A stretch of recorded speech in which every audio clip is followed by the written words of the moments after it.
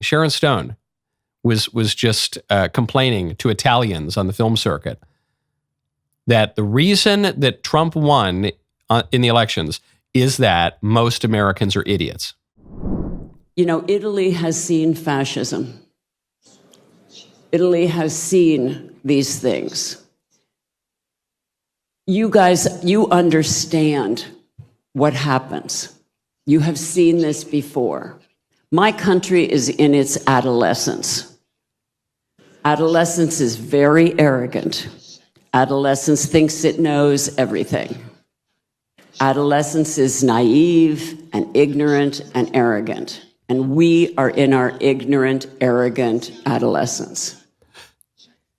We haven't seen this before in our country. So Americans who don't travel, who 80% don't have a passport, who are uneducated, are in their extraordinary naivete.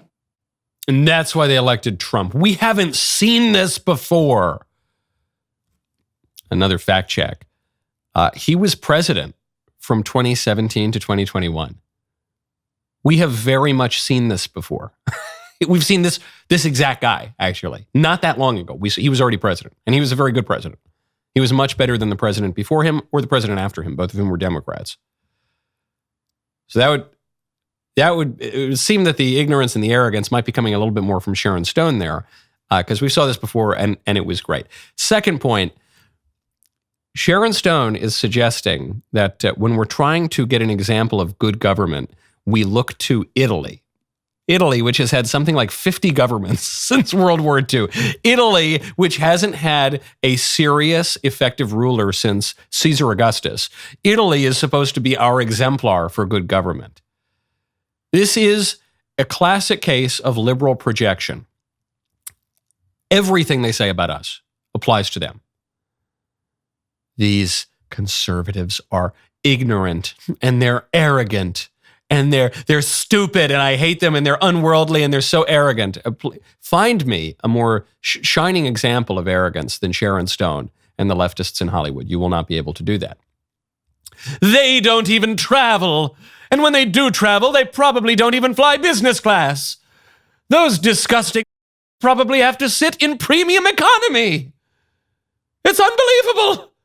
No wonder they voted for Trump. Okay, so the strategy moving forward, the strategy after 2016 was call many Americans idiots and see how that works. The strategy after 24 is going to be call most Americans idiots and unworldly, not sufficiently cosmopolitan, arrogant to say that about 1 in 5 black guys, half of Hispanics, and almost half, not quite almost half of women, but 40% of women under 30, and the majority of married women.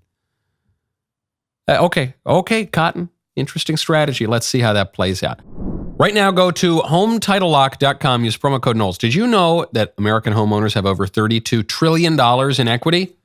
That's crazy, right? Well, here's the alarming part. Cyber criminals are targeting all that equity with a scam the FBI calls house stealing, which is super simple. With just one forged document and a fake notary stamp available online, criminals can transfer your home's title to their name. From there, they can take out loans or even sell your home, all without you knowing. You will not discover it until foreclosure or collection notices appear in your mailbox. By then, you're facing a financial and legal nightmare. There is a solution. Just like our talent manager, Tessa, protects her home with triple lock protection from Home Title Lock, you can too. Here's what it does. Monitors your title 24/7, alerts you instantly to any title changes, and if fraud occurs, their team restores your title at no extra cost. When was the last time you checked your home title? Like most people, probably never. That is exactly what scammers are counting on. So how can you stop them? You head to HomeTitleLock.com, use promo code Knowles, KNWLAS, for a free title history report and a 30-day free trial of triple lock protection. Do not wait. Protect your home before it's too late. HomeTitleLock.com, promo code Knowles. Gavin Newsom over there in California, Gomorrah by the Sea, has proposed to counter President Trump's proposal to get rid of the electric vehicle rebate. Right now, the federal government subsidizes electric vehicles. President Trump says he's going to get rid of that. This is kind of funny because one of his top advisors is Elon Musk, the most prominent producer of electric vehicles in the world. But I think Elon's come out and said, yeah, I agree with this as a matter of government policy. They don't need to do these subsidies. So Trump says we're going to cut it. Gavin Newsom in California, to countersignal Trump and probably to set himself up for 2028 to be the Democrat nominee, he says, we are going to offer electric vehicle rebates in California, except for on Teslas. We're not going to offer rebates for Teslas. The most prominent electric vehicle in the world, we're not going to offer rebates. And the only electric vehicle produced in California, produced in our own state, we're not going to offer those rebates. But if you make electric vehicles somewhere else and they're much less popular, we, the government of California, thanks to the taxpayers of California, will pay you for that. So perfect a liberal policy. This is the most perfect liberal policy maybe that I've ever seen. It is completely ineffective at achieving its stated goal, and it is a matter of petty personal gripes rather than public policy oriented toward the common good. It's perfect. What is the purpose of this policy? The purpose is to help protect the environment.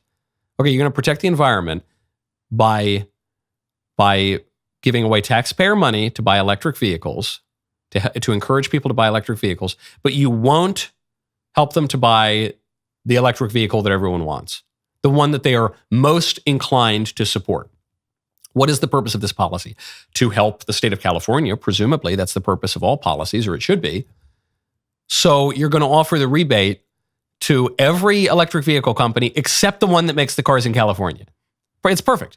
Completely undermines its own goal. And the reason for that is this is not really about public policy. It's not really about the common good. It's not about protecting the world from the sun monster. This is about petty personal gripes. Elon Musk now codes right. He is seen often at Mar-a-Lago. He's an advisor to President Trump. He works with the Trump administration, leading the Doge. And so Elon's going to attack him. And the environment might suffer, and the state of California might suffer, but it doesn't matter so long as Gavin Newsom's personal enemies are hurt. That was a great clip. Now stop, ring the bell, subscribe to the Michael Knowles YouTube channel, and we will see you next time.